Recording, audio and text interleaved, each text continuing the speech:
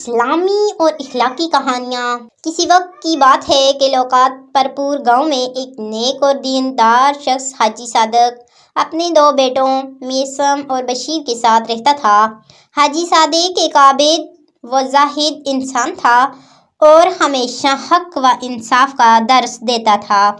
اس نے دونوں بیٹوں کو ایک جیسے مکان بنا کر دیے تاکہ ان کے درمیان محبت اور عدل قائم رہے۔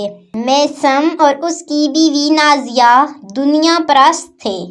وہ زیادہ سے زیادہ مال و دولت جمع کرنے کی فکر میں رہتے، جب بشیر اور اس کی بیوی حلیمہ صابرہ اور نیک دل لوگ تھے۔ وہ ہمیشہ اللہ پاک پر بھروسہ رکھتے اور اپنے والد کی خدمت کو سعادت سمجھتے۔ ایک دن میثم نے اپنے والد سے بدتمیزی کی اور کہا، ابا جان، میں تمہیں ہر وقت کھانا نہیں کھلا سکتا، میری بھی اپنی زندگی ہے۔ بشیر نے فوراً مداخلت کی، بھائی آپ اپنے والد سے ایسا سلوک کیسے کر سکتے ہیں؟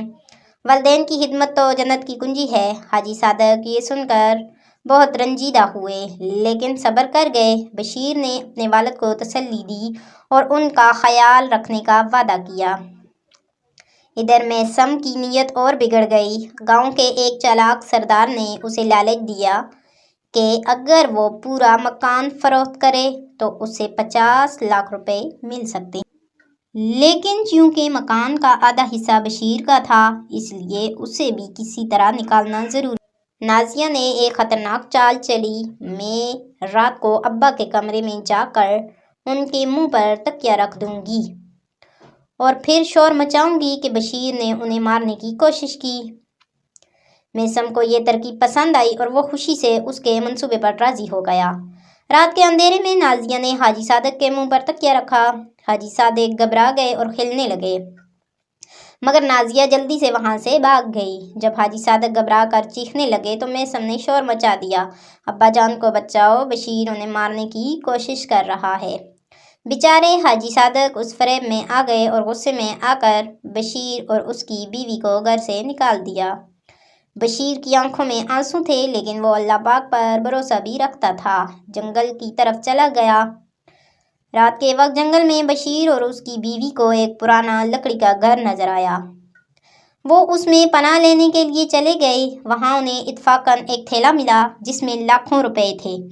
دراصل یہ جنگل کے خطرناک ڈاکو کاشف لٹیرے کا خزانہ تھا جو انہوں نے وہاں چھپا رکھا تھا۔ بشیر اور حلیمہ نے پہلے انتظار کیا کہ شاید اس کا مالک آئے، مگر جب کوئی نہ آیا تو انہوں نے یہ مال اللہ کی عطا سمجھ کر لے لیا اور گاؤں واپس آ گئے۔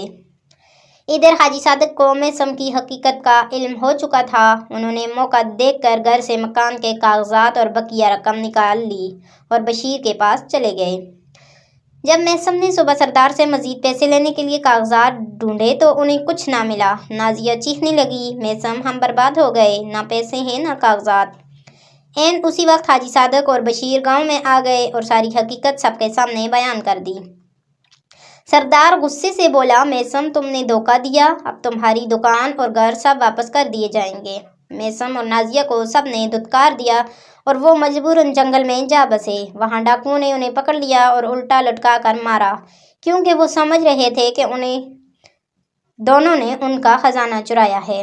بشیر اور حلیمہ نے وہ پیسے نیک کاموں میں لگائے، یتیموں کی مدد کی اور اپنے والد کی خدمت کو اپنا مقصد بنا لیا۔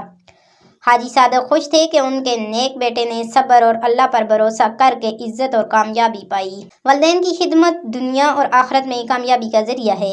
حرام دولت اور دھوکہ دہی کا انجام ہمیشہ برا ہوتا ہے۔